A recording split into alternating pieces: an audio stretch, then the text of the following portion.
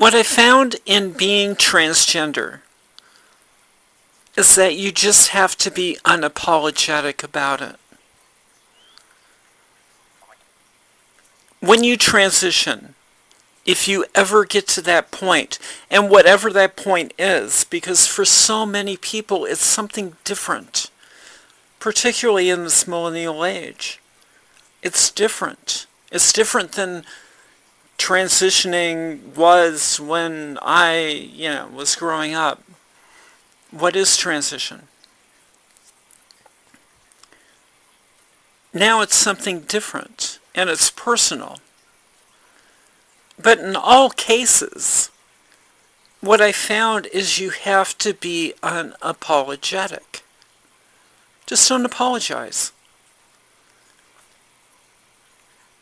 Recently, just the other day, I got a piece of paperwork for a insurance claim, and it was my father's insurance, life insurance. He just recently passed, and so I called today, and on the paperwork, of course, was my old name, and forgive me, I'm never going to mention my old name for a couple reasons. One, I just don't like the name. Never have, never will. And for another reason, it protects my loved ones if I don't mention my old name. And so within the conversation, she said, is this the name on the policy? Well, yeah, it's the name on the policy, but that's no longer my name. And the reason being is because I'm transgender. I've gone through that countless times for so many different reasons. And I'm just unapologetic about it. It doesn't bother me. The fact that it was this particular case bothered me because it was this particular case. But these are the things that happen.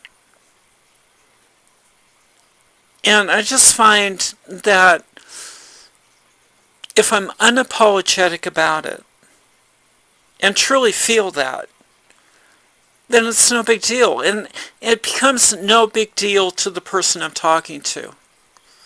Even though this person is in Iowa, and I have no idea what their political values are, or their mindset is, or their politics are, because I'm so unapologetic, then it becomes no big deal. It's just no big deal. And so then I asked the question, would it be easier for you if I send you paperwork showing the name change through the court, blah, blah, blah, blah, blah, and it just becomes a business transaction. That's all it is. It's a business transaction at that point. And I found that so many times. When I first came out, I went to DSS because I was having some financial issues, and not that I got very much from them. I think it was like $15 in food stamps or something. There was somebody there that commented, and she said, "Oh my God, it must be so hard for you." And I looked at her and I said, "Why? Why do you think that?" "Oh, because the area we live in." The area we live in. And I looked at her and said, "No, I really haven't had those issues." And I really haven't. But it's only in the second time coming out. in the first time coming out, oh my God, yes, it was hard. It was so hard because I was so afraid.